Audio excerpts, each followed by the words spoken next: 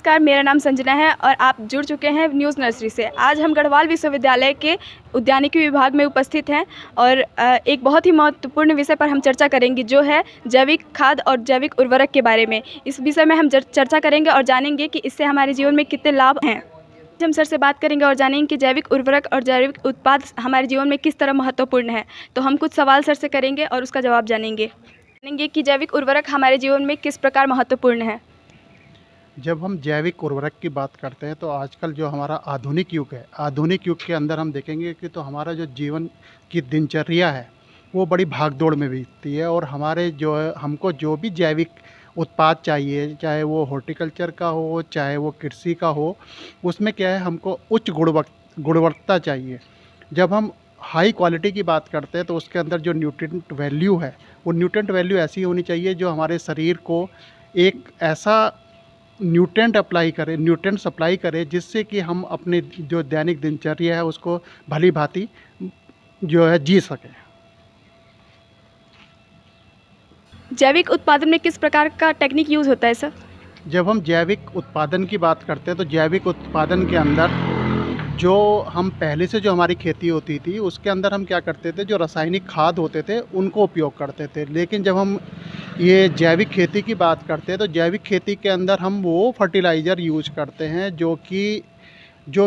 जो हमारे पशु हैं या जो हमारे बैक्टीरिया हैं उनके जो बाई प्रोडक्ट होते हैं उसके थ्रू हम जो है उसको अपने जो हमारी जो खेती की भूमि है उसके अंदर डालते हैं। जैसे उसके अंदर जैसे राइजोबियम के बैक्टीरिया हैं और हमारी जैसे गोबर की खाद होती है और कुछ उसके अंदर जो ऐसे हमारे जो कुछ बीडी करके बायोडायनेमिक्स फार्मिंग के करके होते हैं। तो उसके अंदर जो हमारी जो जैविक जो हम खेती की बात करते हैं उसमें हमारे गाय का बहुत बड़ा रोल होता है। जितने भी हमारे गाय के उत्पादन है, चाहे वो घी है, चाहे वो उसका दूध है, दही है, मूत्र है, सभी का हम उसके जैविक खेती के अंदर उपयोग करते हैं। सर, ये सब जानते हुए भी आजकल सभी लोग केमिकल फर्टिलाइज़र यूज़ कर रहे हैं। सर, उस पर आपका क्या कहना है? अगर आप देखें तो जो भारत सरकार है, भारत सरकार ने अब बहुत से कोर्स अभी शुरू किया। अभी बीएससी एक नेचुरल फार्मिंग शुरू की है। उसके अंदर क्या हो रहा है कि जो हमारा जो ये अभी तक जो दो चीज़ें की एक कन्वेंशनल फार्मिंग जो हमारे पुराने जो पूर्वज करते आते थे और एक आधुनिक फार्मिंग है जिसके अंदर हम फर्टिलाइज़र जो अकार्बनिक जिसको बोलते हैं उस रसायनों का हम यूज़ कर रहे हैं। जैसे यूरिया यूज करते हैं और जैसे कि हम जो है उसमें डीएपी है, बहुत से ऐसे फर्टिलाइज़र हैं जिनको हम यूज कर रहे हैं।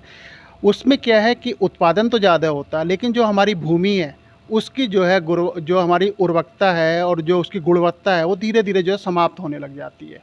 उसमें हम क्या करते हैं, गोबर की खाद है तो उसको जो हम डालते हैं तो जो मिट्टी है, मिट्टी की उर्वरकता जो है उससे बढ़ जाती है। भारत सरकार इसमें किस प्रकार अपना योगदान कर सकता है, अपनी भूमिका किस तरह निभा सकता है इसको बढ़ावा देने के लिए? हमारे माननीय प्रधानमंत्री श्री नरेंद्र मोदी जी ने अभी जो है, जो मैंने अभी बोला कि जो है प्राकृतिक खेती की बात की है। प्राकृतिक खेती के अंदर जो हमारे जो बच्चे हैं वो पढ़ेंगे कि कैसे हम प्राकृतिक खेती करते हैं। जैसे रासायनिक खादों को उसमें हम जो है उसका कोई भी यूज नहीं करेंगे। सिर्फ जो हमारे जैसे ये गोबर की खाद है, पत्तियां हैं, जो कंपोस्ट है और जो बैक्टीरियाज हैं उनको जो है सॉइल के अंदर डालेंगे। उससे जो है सॉइल की उर्वरकता को बढ़ाएंगे और वो जो है भारत सरकार इसमें जो है अपना बहुत रोल प्ले कर रही है कि जिससे हमारी जो भूमि है, भूमि की उर्वरकता जो है हमेशा बनी रहे और जो है हम रासायनिक खादों का यूज़ उसके अंदर ना करें।